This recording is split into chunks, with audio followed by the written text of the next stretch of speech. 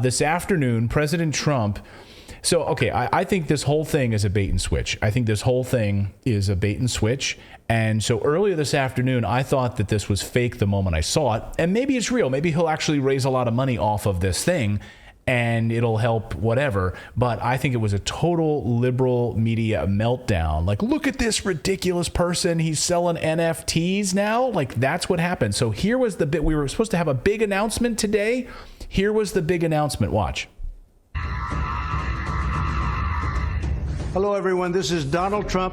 Hopefully your favorite president of all time, better than Lincoln, better than Washington, with an important announcement to make. I'm doing my first official Donald J. Trump NFT collection right here and right now. They're called Trump Digital Trading Cards. These cards feature some of the really incredible artwork pertaining to my life and my career. It's been very exciting. You can collect your Trump digital cards just like a baseball card or other collectibles. Here's one of the best parts. Each card comes with an automatic chance to win amazing prizes like dinner with me. I don't know if that's an amazing prize, but it's what we have. Or golf with you and a group of your friends at one of my beautiful golf courses, and they are beautiful. I'm also doing Zoom calls, a one-on-one meeting, autographing memorabilia, and so much more. We're doing a lot. So that happened, right? You can actually go to the website, the collecttrumpcards.com, and for like $99, you can order one of these NFTs, right? Okay. So to me, it's both a joke and real, because whoever does, they're going to raise money for his election campaign, right? I mean, I don't know how this all works with election laws, et cetera, but that's what's going to happen. So, and then it was amazing to watch like liberal Twitter just melt down over this. They're like, what a loser. This is his big announcement. This is his big announcement. And then, of course, when they were all saying that, suddenly then he dropped his actual announcement. Well, it even says at the bottom of the website, NFT International is not owned, managed, or controlled by Donald J. Trump, the Trump Organization, or their respected affiliates. Right. I mean, they were partnering with an NFT company. Yes. I mean, but I think, yeah, so it was clearly an effort to bait people. I mean, that was when I saw this thing this afternoon, I thought, this is like, something's fishy here. This is a bait and switch. Something's going on here. And then just a few minutes ago, we get the actual announcement. Watch this.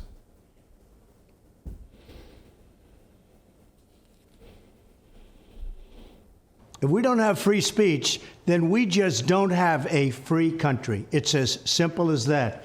If this most fundamental right is allowed to perish, then the rest of our rights and liberties will topple. Just like dominoes, one by one, they'll go down.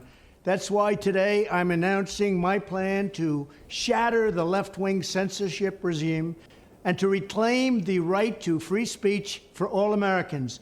And reclaim is a very important word in this case because they've taken it away. In recent weeks, bombshell reports have confirmed that a sinister group of deep state bureaucrats, Silicon Valley tyrants, left-wing activists, and depraved corporate news media have been conspiring to manipulate and silence the American people.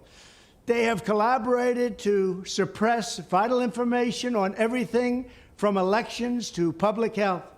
The censorship cartel must be dismantled and destroyed, and it must happen immediately. And here's my plan.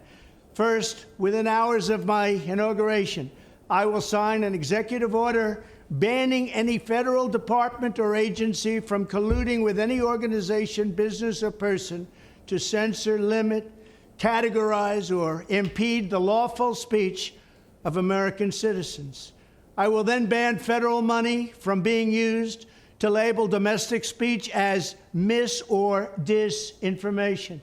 And I will begin the process of identifying and firing every federal bureaucrat who has engaged in domestic censorship, directly or indirectly, whether they are the Department of Homeland Security, the Department of Health, Human Services, the FBI, the DOJ, no matter who they are.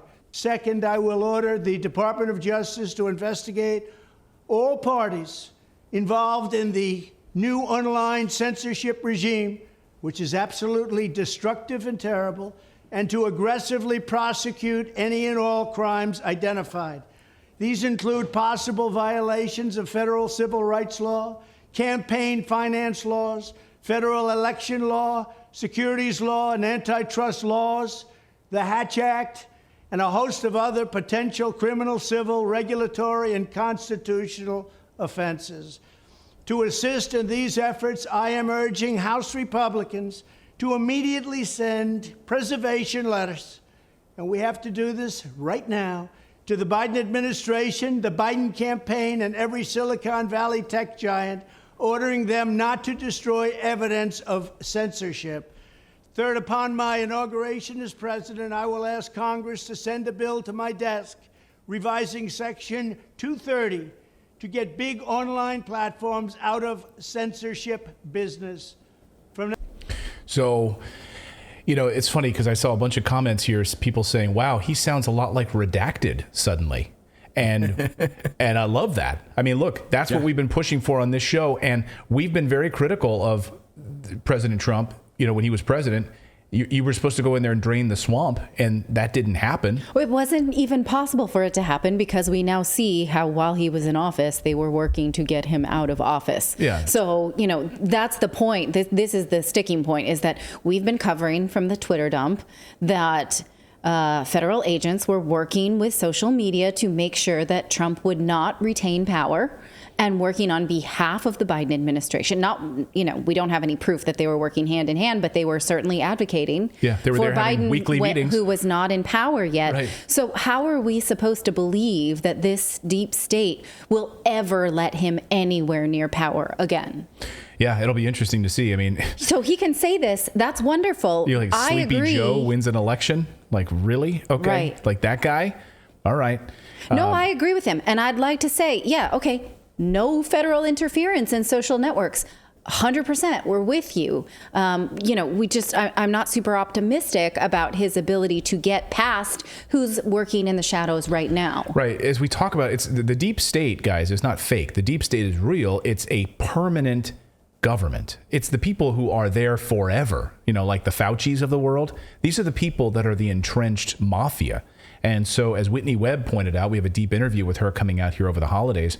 I mean, the mafia, it's a political mafia. Once you understand that's who's running things, it's very difficult for these people to come in for 4 years or 2 years or whatever and try to make change. So we'll see.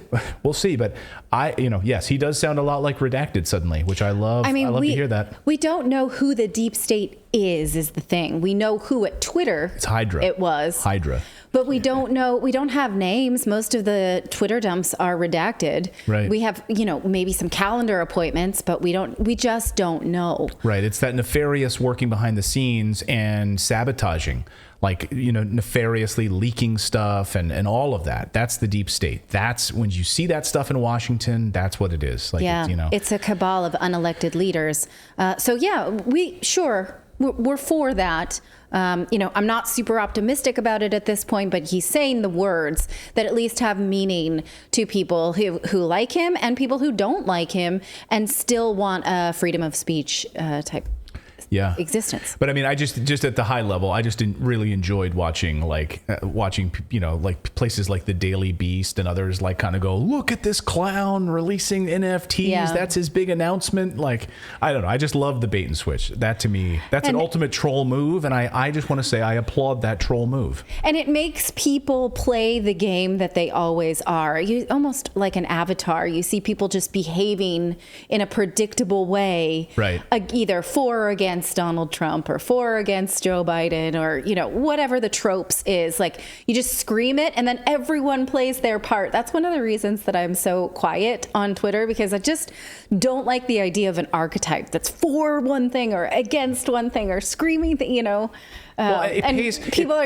it's fun to watch people perform their virtues in that way. And it pays in those situations to just be quiet and wait, sort of Thomas Jefferson approach. People always like, well, why is Thomas Jefferson not ever talking? He just sits in the back. He's quiet. Does that guy have a brain?